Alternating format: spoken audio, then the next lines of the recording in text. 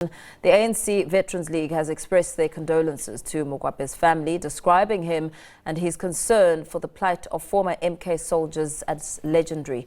He was honoured with the Order of Luthuli in silver by President Cyril Ramaphosa in 2018 for his outstanding contribution to the liberation movement. He's survived by his wife, Magoli, and their 2 children. Details of the funeral and memorial are yet to be announced. Former CEO of Telkom and family spokesperson Sipho Maseko joins us for some reaction. A very good evening to you. Thank you so much for your time. I mean, reactions have been streaming in since the news of the passing of one of the founders of the South African Students' Organization and a key figure in the Black Consciousness movement. We understand he passed away this morning. How is the family doing at this stage? And thanks for having us on your show. I mean, obviously the family has taken it incredibly hard. Keith was part of the family for the longest of time. So he leaves his dear wife Mageli and the kids. But Keith's impact was far wider than just his immediate family. And as your news clip indicated, there is no way that the story of this country and where it's at will be told without his name also being mentioned. And that was the measure of the man. We know that he's been credited for his outstanding contribution to the liberation movement. I mean, as you touch on there, he was honored with the Order of Luthuli in silver by President Ramaphosa in 2018. In the liberation struggle, we know he played a pivotal role in the ANC as well as the MK, working closely with other stalwarts, the likes of Chris Hani, Ronnie Kasrils and Snooki Zikalala and so forth, as he served in various capacities. How does one reflect on his contribution and how he rose through the ranks to leave a lasting legacy? Yeah, I mean, his could have been a life. His could have been a life of villas in France, of a very fancy lifestyle, but from a very, very young age, actually chose to give all of that up to serve his people.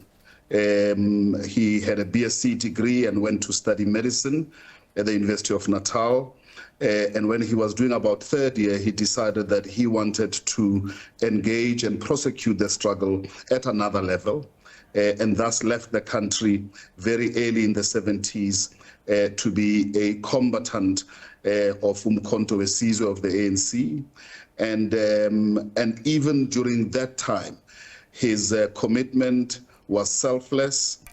What was paramount in his mind and in his actions was the liberation of the country, which he served with distinction. And even after that, what has been one of the most important projects that he's been prosecuting was to look for all of the remains of all of the combatants, especially Umkhonto Sizwe, to bring them home so that they can be buried back at home. And there is no way in which the story of this country will be told, irrespective of when the age he was at.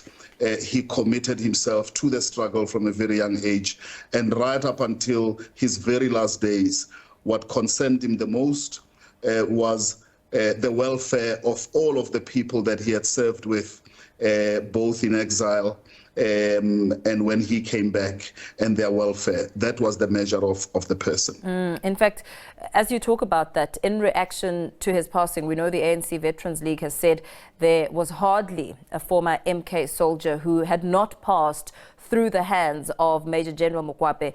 That in itself speaks volumes about the kind of caliber of a man that he was. What legacy do you think he leaves behind? Yeah, we need men and women like him, selfless, dedicated, absolutely committed to the upliftment of their people. His legacy transcends generations. Many people who may not even have passed through his hands when he was in Umkhonto Sizwe would have been touched by the commitment that he had and the role that he played. People like him, the history will have to be rewritten if they are not right at the forefront of it, so that their story is told and told in a way that brings dignity and honor to the commitment that they've demonstrated to this country over time. Yeah. We also know that his service extended beyond the liberation struggle. He contributed significantly when it comes to the development of South Africa's governance and business sectors. How do we remember him in that space? Yeah, I mean, he came back and he was part of the business fraternity.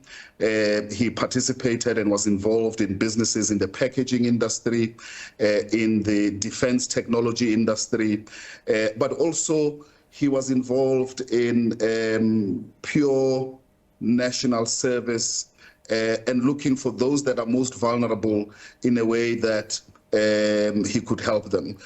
I actually personally recall young people who could not go to university, that he would personally look to find resources to make sure that they go to and attend further education. I know personally of experiences where graduates who would have been able to qualify for whatever studies that they were undertaking, who didn't have jobs, he would personally be looking to help those kind of people. So he was truly a man of the people, not just a cliche, truly a man of the people who never wanted the attention to himself, deflected it to the cause and to those that needed it the most. You'd be amazed actually that for a person of his contribution and pedigree, he never sought any of the flashlights to be. In fact, as you say that he was truly a man of the people, I mean, it makes me think about having read through one of his passion projects, the Reformed Military Council, retired army members, you know, becoming involved in civilian work after their retirement, playing a role. I mean, that in itself talks to how he did care for the people. How does one relate to that project and the impact of that passion project? Indeed, some of those projects are ongoing. Some of them clearly dependent on his energy and effort and his ability to mobilize resources.